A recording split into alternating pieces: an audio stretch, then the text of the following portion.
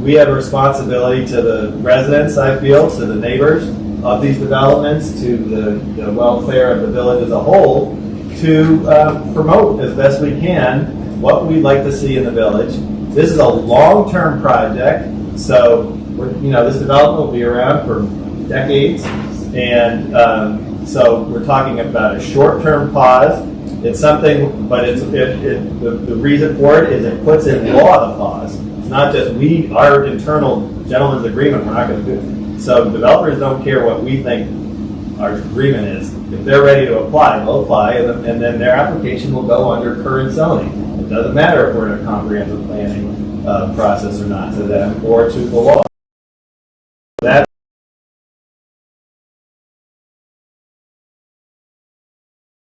moratorium, it can be flexible.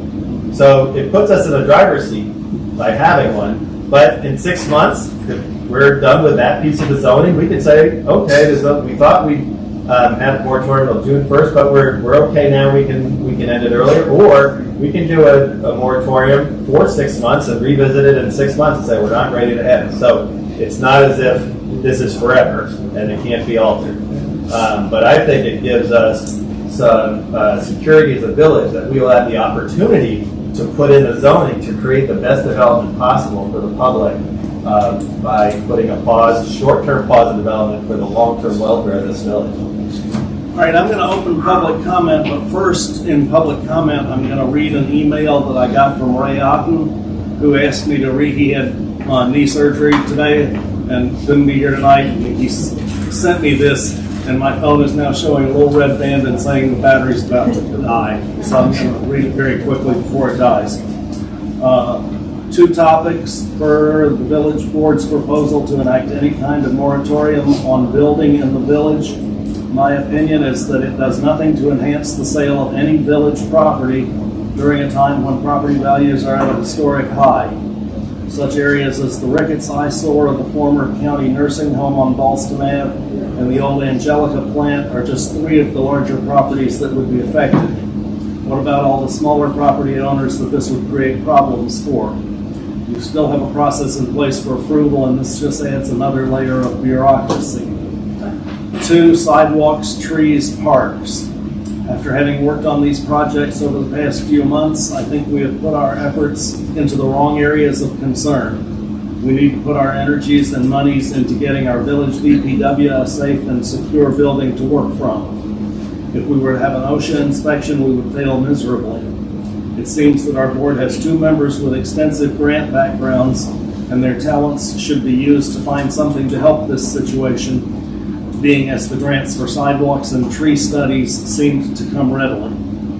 Our village infrastructure, water and sewer is a much higher on my priority list than anything that will be done in our parks, missing sidewalks, or knowledge of trees can possibly accomplish. I wish I were able to be at tonight's meeting. Ray Otten, and I believe he's 10 Middlebrook. I'll ask the clerk to check that, but in the minutes we ask for the name and address of all the speakers. So Ray spoke first. So just have stand up right next to that. Yeah, and we have a 3rd camera here, so in order for you to be able to be heard when you speak, if you would please come in front of that bookcase or something so that you can speak to the camera. The microphones that we're using tonight are in the cameras as opposed to the last time when we had remote mics sitting around. All right, public comment. First hand I saw was Anastanko.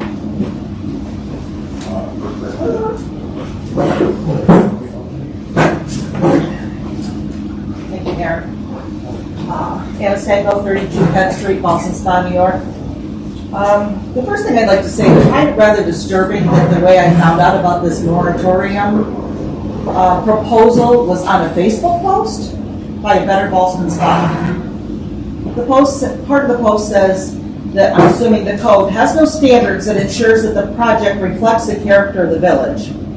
I'd like to remind the board that there are standards. They're called the planning board, the zoning board, the county planning board helps with everything. Many of you have not been here long enough to remember what this village was like in the 80s and 90s. probably Christine and the mayor were the only two of the board members that were here to actually see that. It was bad. There was, all the storefronts were empty, desolate, dirty, nasty.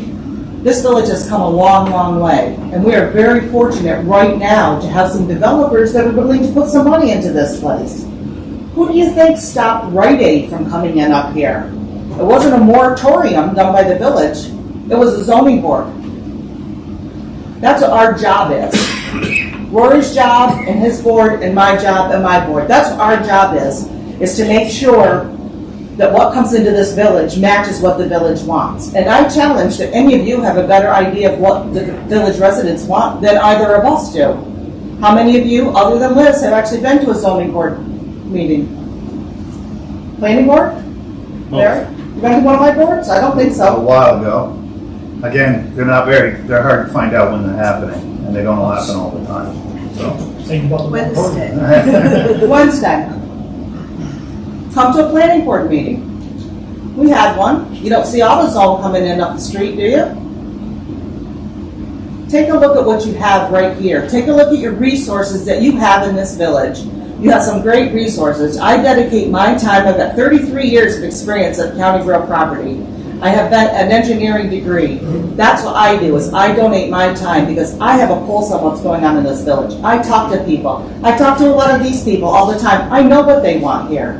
I bet I know what they want more than you know what they want. This is not the town of Ballston. We don't have 500 acres to develop. We have specified sites to develop. And it seems like Trustee Cormos and Baskin, you guys are picking on Angelica. 6 acres, that's what you guys have both mentioned several times. 6 acres, 6 acres, 6 acres. The only site I know here in town that's got 6 acres is Angelica.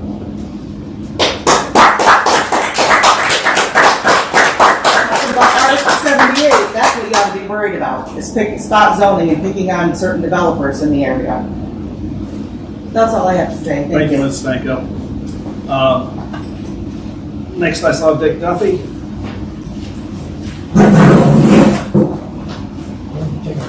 Thank you for letting me speak. My name's Dick Duffy. I live at 21 Division Street, Ballston, Bottom.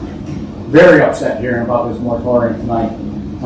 As to reiterate what Ann just said, you've got excellent people that know this village and zoning, planning, your building department. You've got, I believe, some builders here tonight, some commercial property owners here tonight. You're looking at not only hurting them, but hurting their livelihood, hurting their chance of maybe getting something else done to help this village. They always look, we're local people. They all work together. You sit down and you work together and you talk about things. We're not, Ben, we're not the town of Ballston. We're not.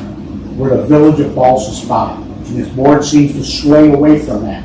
We are the village. We're a unique opportunity here. We have a unique purpose here. That's why people move here, because they like the village of Ballston Spa. That's why they come here. They don't want to see 101 changes. But they want to be able to come in and talk to this village board. They want to come in and talk to Anna Stanko or Rory O'Connor and their boards. They want to be able to work things out together. Keep that in mind. It says on all these signs outside the village coming in, Village of Friends. Let's not turn that around. Thank you, Mr. Duffy. I saw Frank Rossi next.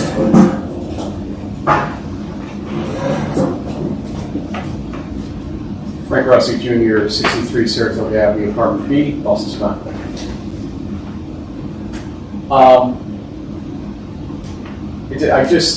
As somebody who faced claims of the word blight by 4 of the 5 members of this committee, this board, during some of the town of Ballston things that we were proposing, to hear the idea that you're willing to allow or risk years more of blight, real blight, of buildings that are due to come down, that don't look good, that this is okay because it's your agenda. But when other people come through, oh, it's blight, you can't allow that, you can't allow that, that's not right. They'll be hypocrites. That's first. Second, I wish more people saw the meeting where they discussed PUDD. because it was one of the most embarrassing moments I've sat through as somebody who sat through a number of governmental meetings over the last, 10 years. It was a complete lack of understanding of what PUDs are, what you can do with them. Stephanie tried to, and I give her all the credit in the world, tried to explain to you all the ins and outs of them, and you ignored them. The mayor has tried to do the same. You ignored them. The things that you spoke of tonight about what you're trying to do to control certain levels of development are a PUDD. Flat out. We want to have a cooperative situation in which we talk with the developers and say we want X but not Y, fix this but not that. That is a PUDD. It doesn't matter who writes the legislation, you vote on it and amend it yourselves. You might as well have written it at that point. But you're basically saying you spend the money, developer, you spend it, and come back to us, we'll look at it, and we don't have to do a damn thing with it. We don't have to approve it. That's why we write it as developers, because you want us to bear the costs. You want to spend the money on Stephanie more? Pay her more, because she deserves it, for Christ's sake, at this point.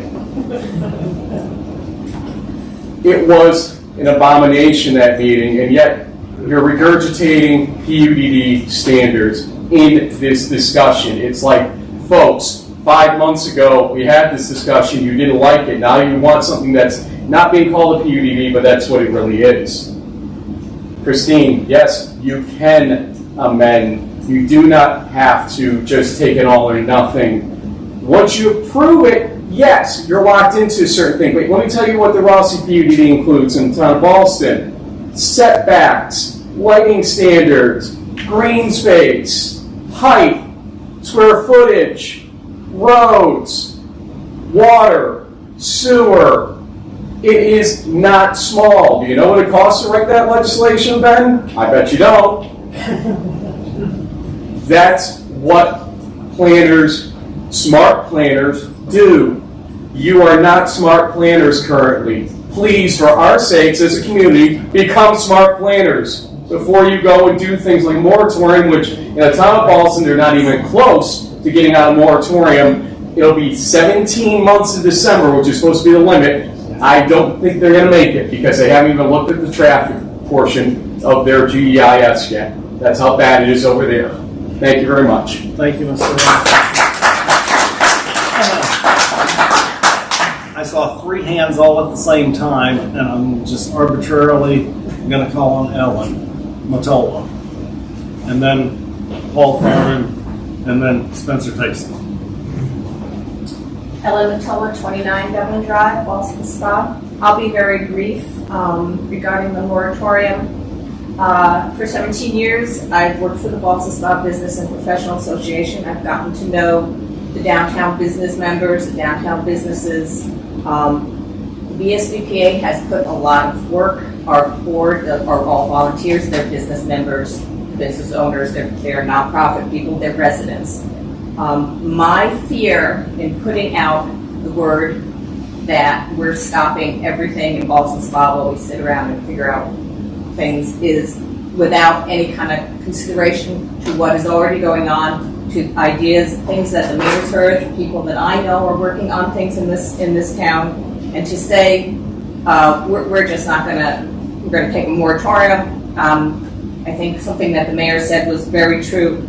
If the word gets out that the village of Ballston Spa is closed for business, we'll be closed for business. We work at the BSBPA to create an atmosphere where businesses can thrive, where businesses can grow, where they can start, whether they be small, whether there are great diverse ideas about the kind of businesses that we could bring into this community. Ballston Spa didn't get where it is now by being shy and by being reactive. Maybe that's the best word. It's an interesting mix of political opinions here, but I have to say that I feel very much in favor of the people that I know who own properties in this town want to do the best thing for this town. And I think by saying stop, we're putting brakes on your efforts, I think it's the wrong thing to do. I just wanted to ask you quickly, there may be some confusion. Do you have a threshold on your We're talking about moratorium? 10,000 square feet or above, so it really wouldn't affect any 90% of everybody would not be affected. Paul, Mr. Fernan. Paul Fernan, 27 Mclean Street. This is your zoning map of the village. About 85% of the village is residential. So you're really only talking about the business district and the commercial area. But just to make things, my point is, if you're waiting for the new zoning to be in place, that may probably take about 2 years. You think I sit on the committee, and if you look at it, and you think you're gonna get it done this quick, you talk to other people that do comprehensive plan and zoning. It's not gonna happen as quick as you think, and things take a fair amount of time than you think they are. So that's what I think will happen. And now the village's largest piece of land will remain unutilized. If the moratorium is in place, no developer will spend money drawing up a plan, and this will prevent the unutilized property in the village from being developed. And they won't be put on the back of tax rolls anytime soon. Now, the nursing home property, right now is zoned R1. Okay? That's pretty prescriptive already up there now, it's R1. Well, what do you need to do anything with it anyway? Now, the paper recently, the papers and the news has announced that enlargement of the chip fab plant and maybe a possible second chip is going to go in place. Now, the village here has power, electrical power, water and sewers to support companies that may want to locate in the village. But with a moratorium, no developer will look at these unutilized properties.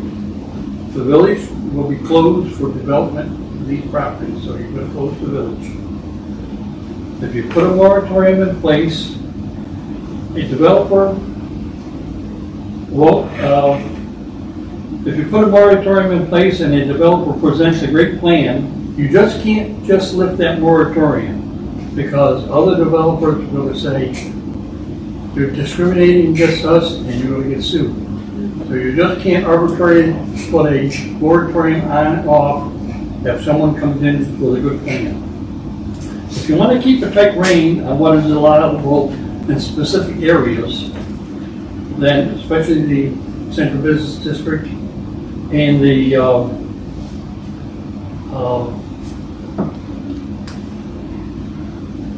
in the business district downtown, especially the areas around Angelica's and off Washington Street and Ricketts, the dry cleaners, and the nursing home, then I suggest you look at a PUD or PUDD, whatever you want to call it. Now, as it was mentioned before, a PUD puts the total development of the property in the hands of the village board, the planning board, and the public. A developer can't do anything without the approval of these boards. In fact, it can be much more restrictive than your zoning is presently or whatever you put in place. The village is not alone using a PUD. The village can hire an engineer to help them. They can get help from the planning board and the county, and you have the planning board itself. You have an attorney to sit there.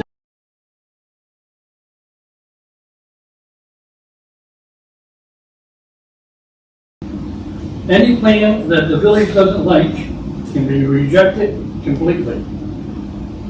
And you can just walk away and tell the developer, that's it, we're not doing it. So you have total control, absolute, on planning with the development district. So I suggest you don't put a moratorium in place.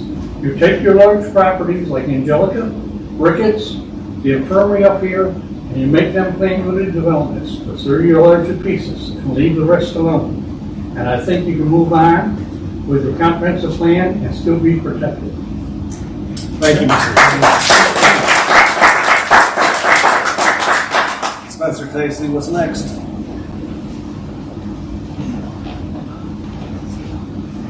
Spencer Casey, Saratoga Avenue. No more of those developers.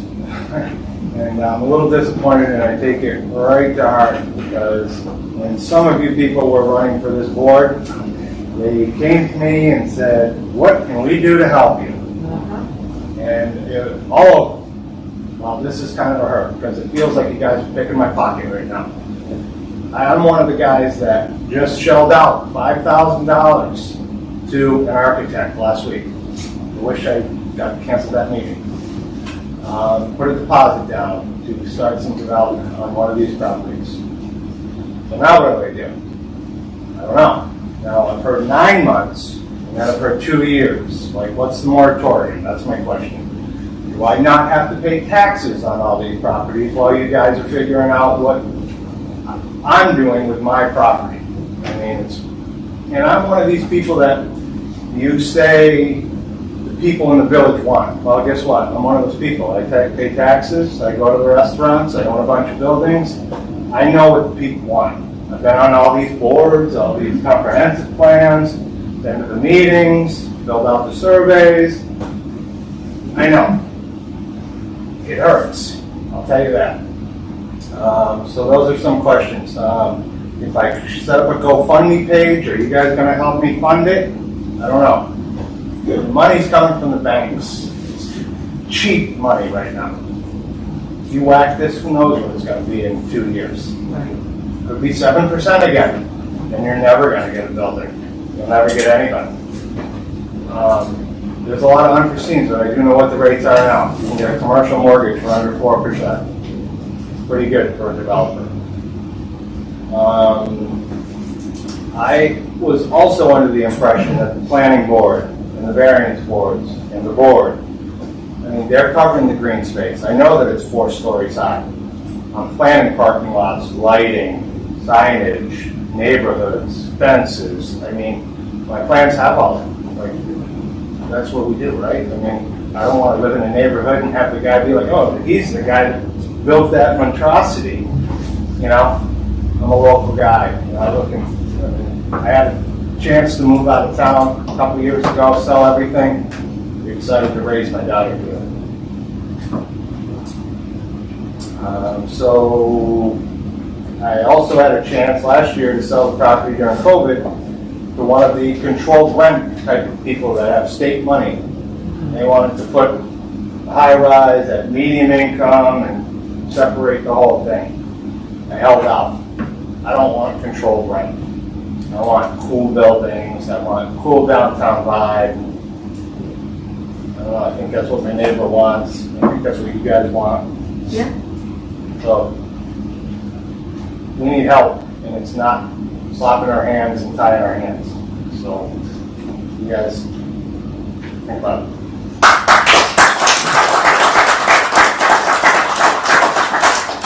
Thank you, Mr. Tracy.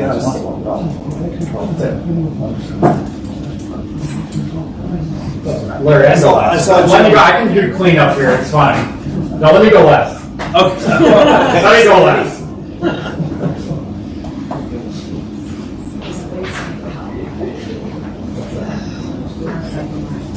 Hello, my name is Sandy Hasperter, and I am here. I'm a member of the Ballston Spa Business and Professional Association, and I'm speaking on behalf of the board and the majority of its members. I want to comment on Wiswall Park.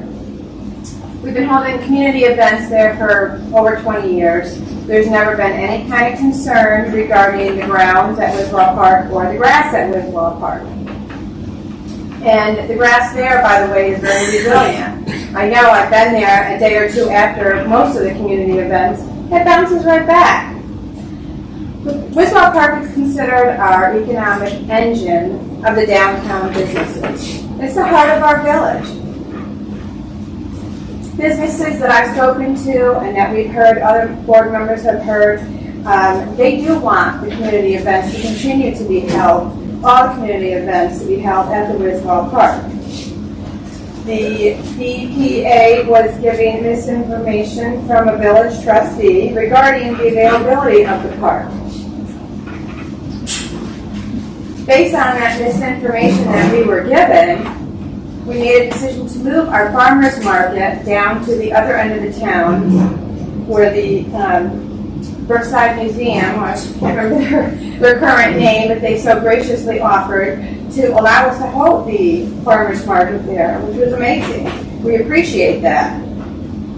However, we told our farmers market vendors that it's only a temporary basis and that we do expect to hold the farmers market again in Wiswall Park next year. Our concern, of course, is the lack of transparency, and the communication that's coming from the village. We're afraid that it already has negatively impacted our businesses in the village. What we are looking for, we're looking for better communication from the village. As we work to create our community events to bring, our goal is the same goal as yours, to have community events so we can bring people to our downtown district. Thank you.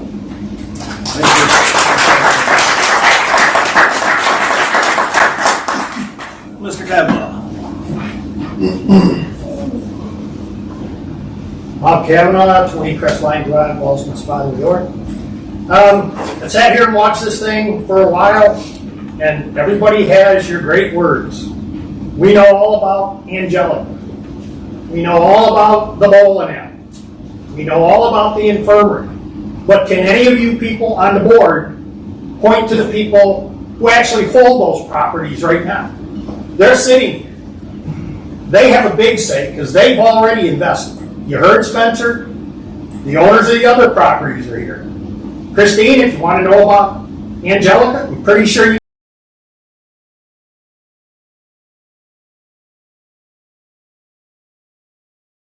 And somebody will stand up here and tell you about the bowling. You're missing the whole thing. Just like Mr. Duffy said earlier, this is Ballston Spa. We like it for Ballston Spa.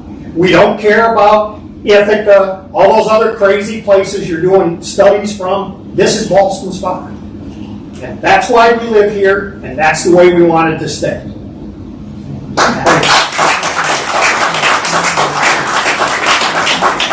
Thank you, Mr. Kavanaugh. John Corolla.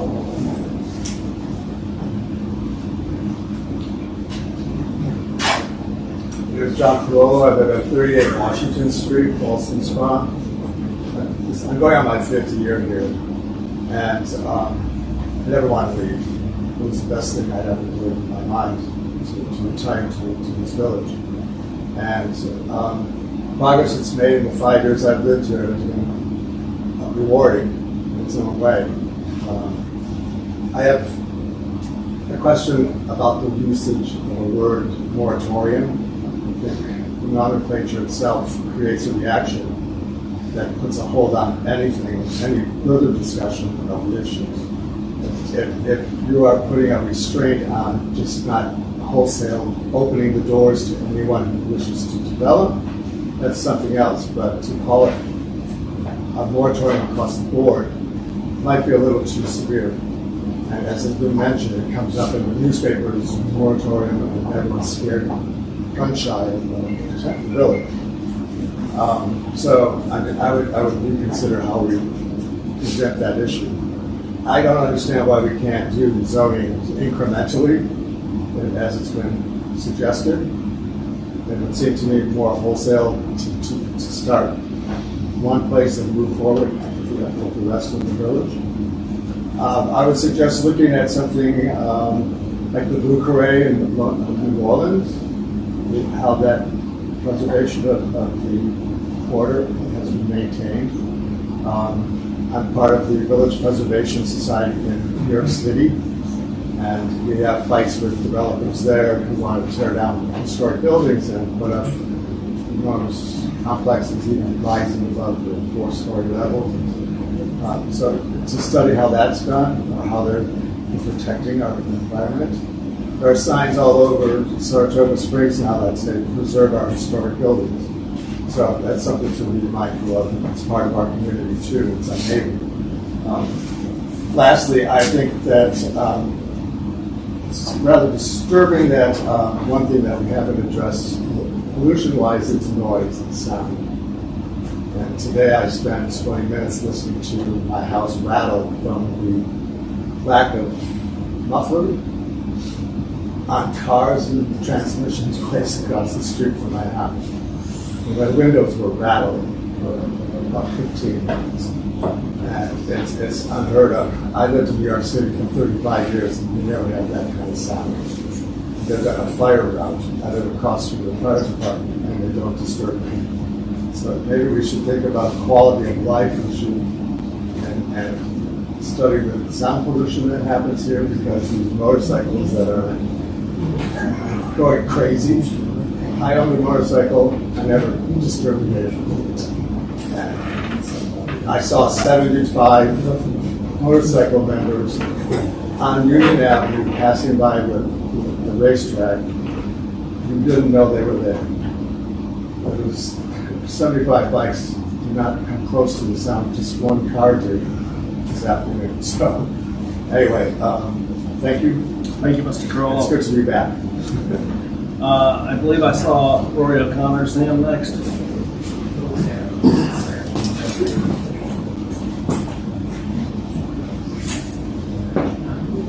My name is Rory O'Connor, 199 Milton Avenue. I've got a variety of things that I would like to say to the Board of Trustees. Let me just start with something I was taught a long time ago. Perception, ladies and gentlemen, is reality. And the perception that you've given tonight, okay, if it goes out of this room, which I inevitably will, has just put the death knell on everybody in this room that owns property, that wants to develop property, that believed in the plan that was put together for over a year with all the public input that was given. Why not? Just moratorium. It's death to development. No matter what you say or what fancy words you utilize, you've given a perception that Ballston Spa has a board of trustees that wants to control everything rather than work with the people that have invested the money in this village to do something positive. I too found out about this moratorium idea from a Facebook post. Now, I'm not on Facebook. I don't like Facebook. I don't believe in it. And all I could think of was an old nursery rhyme story that I read a long time ago to my daughter. It was called "The Sky is Falling." The sky is falling. Who said that? Chicken Little. Chicken Little. Well, this is a Chicken Little proposal for a moratorium, in my humble opinion. I think that it's an absurdity to even consider anything of the kind. This village has come too far in the last 2 years for this kind of nonsense to be even tolerated at the village trustee level.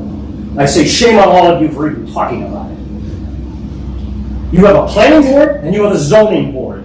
We exist, okay, to guarantee that the very things that you're trying to legislate in a moratorium don't happen. I stand here in front of you, okay, as a deciding vote that we didn't have a very ugly red and yellow building at the entrance to Ballston Spa on the north end when AutoZone was rejected by the planning board because they couldn't live up to the standards that we requested from them. That's what the planning board is for. You guys are supposed to govern, not legislate.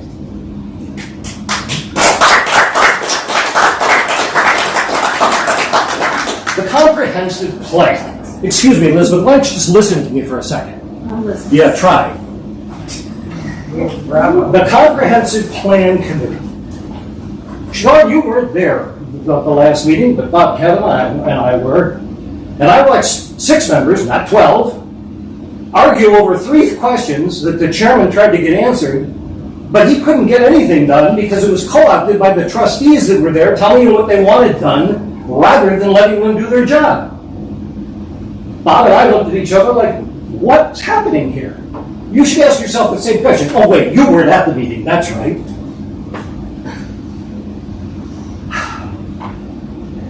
Has any of you on this board built a PUD? You, Ben?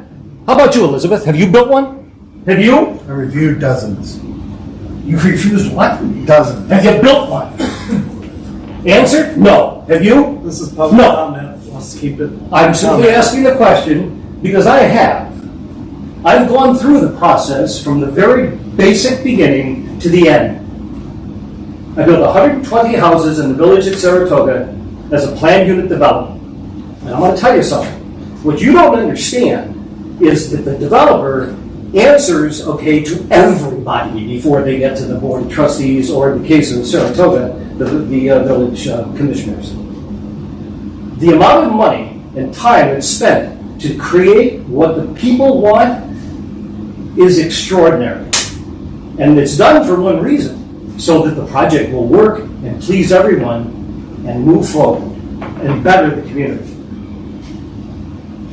The village board, or in this case the board of trustees, has complete authority over whatever a PUD legislates, as Mr. Rossi explained. I simply do not understand how you can sit there and think that a moratorium is going to give you more power than you already have. And I'll leave you with this.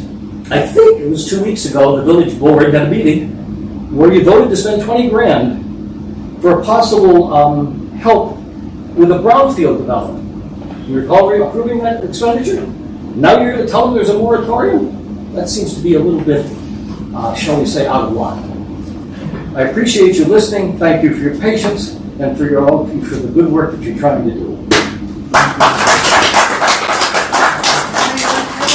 Ability to address one of these issues, since I've been pointed out personally. All right, I'm not going to let this devolve into an argument. My problem, Rory, with the PUD is exactly what you said. It's up to us. I don't want it to be up to us. I want it to be up to you. That's the difference. Ron Murphy, I think I saw your hand next.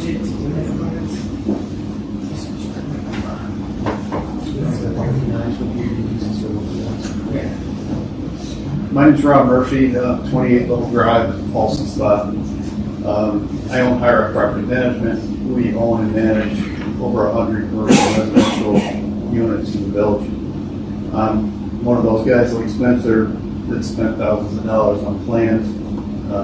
I've got set for several renditions for the bowling alley that I actually shared with the mayor over the years. I think this moratorium will kill everything in terms of development. I feel like, as a real estate person, to speculate, I speculated when I bought the bowling alley with what was going to happen with Angelican. I started speculating with Ballston about 10 years ago when I started buying up properties here. I feel like you guys are going to drive people away from the village. I agree with Spencer in that all this money that we've spent on taxes waiting for all this to happen. I too have sat on all these committees. I just think we're going to squash everything that's been done over the last couple of years.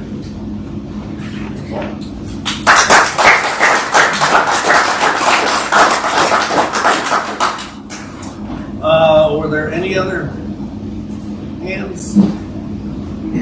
I see. We just want to talk about the farmer's market, Yeah. but this is way more interesting. Let's do market. Yes. Do you both want to talk or just one? I think there's three of us. Yeah, there's more of us. It's like, hi, my name is Sheena Johnson, live at 1571 Division Street in West Charlton. You're probably wondering, you don't even live here, why are you here? A couple things, yeah, being an outsider looking in, I really wonder what are you guys doing with the planning and zoning board if you aren't going to use them? It's just, outside looking in, just saying.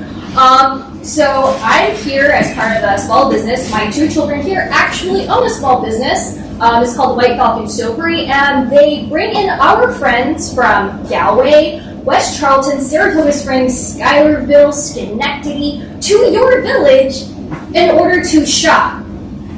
Because they're not from here, they don't know the farmer's market, how long it's been at Wiswell Park, the fact that there's permanently a fixed sign there that says 7 days a week, 24/7, that the farmer's market is supposed to be at that park on Saturdays from 9 a.m. to 1 p.m. They know that we're going to be there at Brookside Museum from that time, and we put it out to our 600 Facebook followers, and they come and they go to the Iron Roost, they go to Whistling Kettle, and they love it here. But that's our friends coming in. The people in the village, I haven't seen any of you guys at the farmer's market. My kids sell soap, bath bombs, beard bombs, all sorts of awesome stuff. Check them out. I know, I'm embarrassing my kids. But anyways, you're gonna have other vendors here that are from out of town that have chosen your specific farmer's market because we like Ballston Spa. We want to bring that small town feel from our farms that are right down on 67. These two are legit my neighbors. And we all are here to say, why aren't we using Wiswall Park, which is a place that they've been going to and frequenting for the last 5 years, maybe even longer? It's a green space, it's a park. My kids play in parks, they play soccer. It has grass. Turns out it still grows. Like the whole notion that green space there, we're not supposed to use it. So what are we supposed to do? Stare at it? It's so much safer there. I have small children and see other people with small children walking along that park or that sidewalk on near Brookside. There's traffic flying down that hill that nearly hit children and their dogs. But what is it that a park has in mind when it's built? Safety. It's supposed to be utilized. It's supposed to be utilized by people. So why aren't we using it? If the construction is not going on there, then we need to be there. We need to be utilizing it because it's a park. That's what it's built for. If you're not going to use it for its intended purpose, then knock it down and make it a freaking parking lot. That's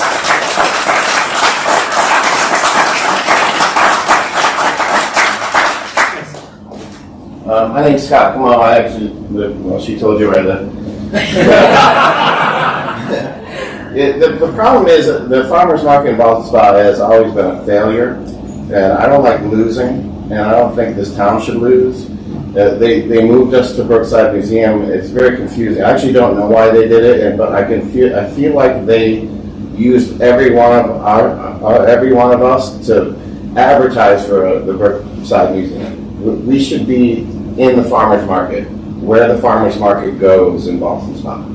And just as a vegetable farmer, I can tell you, this year has been devastating to me. I bring $800-900 worth of stuff and sell 3 and 4, and it's just awful for me. And that's why we're all here today, because we don't understand what happened, why we lost that space, and it's just, I want to say how truly devastating it is to be a farmer and bust your ass out in the field to just get screwed by the town. I think that's what's happening here. And I think we need to be back in that, in Griswold Park, regardless of what you say.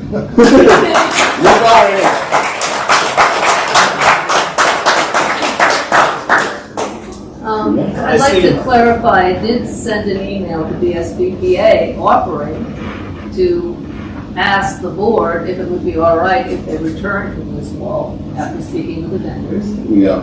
And saying that we do want to redo the park, and that would take some cooperation on the part of the SBPA and the market, because it's hard to redo a park. And to actively have the Park and Tree Board agree to actively look at the plans and see whether we could accommodate, the farmer's market. So I'm not sure why this is now an issue. No one answered the emails. It just needs to come out of their hands altogether, because they don't do anything for this market. They just have their name on the market. I'm sorry, who doesn't do anything? The BSPCA. All right.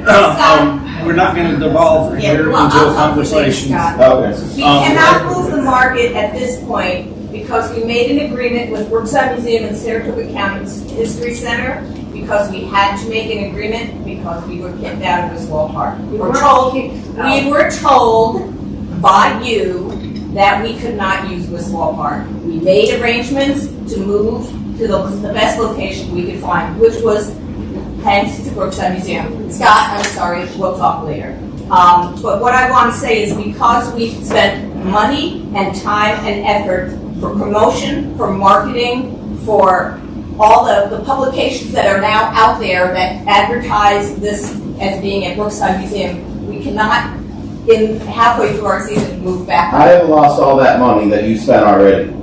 We do not make money on the market. No. Scott, we'll talk outside. Okay. The thing is, I saw a hand from Gina Morosi and from Jimbo Dolan who asked to be last. Was there anybody else? Okay, you got it. Then I'm going to call on Gina Morosi and then Jimbo Dolan, and then public comment's going to hit us. Thank you, Mr. Mayor. I have the great Address, please. Oh, I'm sorry, Gina Morosi, 10 Old Glory Lane, Ballston Spa, representing Mohican Hill Apartments, that PUDD on the hill. I had the displeasure of attending the special meeting with the board regarding sidewalks and learned of the expense that it's going to cost this village to repair, replace, or build new sidewalks. Most of you weren't here. They're looking, it's basically going to be a tax of around the area they were talking around approximately 6% just for the sidewalks. So with that in mind, I want to discuss priorities. We have a water tower in the village that has failed one inspection, has had no work done on it, has another inspection coming up, and because there's no work that's been done on it, most likely will fail for a second time. That's your drinking water. We have 6 fire hydrants that have been inoperable for a couple of years. Is it in front of your house? We have 2 police cars that won't pass inspection but are still on the road. We have a DPW building literally falling down around our DPW employees. We have water and sewer lines that are in desperate need of repair. Some of them are over 100 years old. The facade on Village Hall is literally rotting away. We have 5 main water valves in the village that are on big water mains that need replacement. We have several streets that are in need of paving. I know we're on a schedule for it, but there's a lot more that can be done. We don't have a contract with our police department or our DPW. But we can raise taxes for sidewalks. We can worry about bike lanes. We can do street striping. We can battle that dreaded Bishop's Weed in Wiswall Park. And we can worry about trees. Now, we have developers in this room that said that they want to come into our village. They want to invest their money. They want to put properties back on the tax roll. Gee, do you think that maybe all that would help pay for some of this? Is that a possibility? But you're going to sit there and you're going to tell them, no, yeah, maybe, but you're going to wait 2 years. You're going to wait 6 months. Whatever it is, Liz, don't shake your head. You're telling them they're going to wait. Is that smart? Is that smart? With all you especially want to do in this village, is that smart? God help us. Thank you.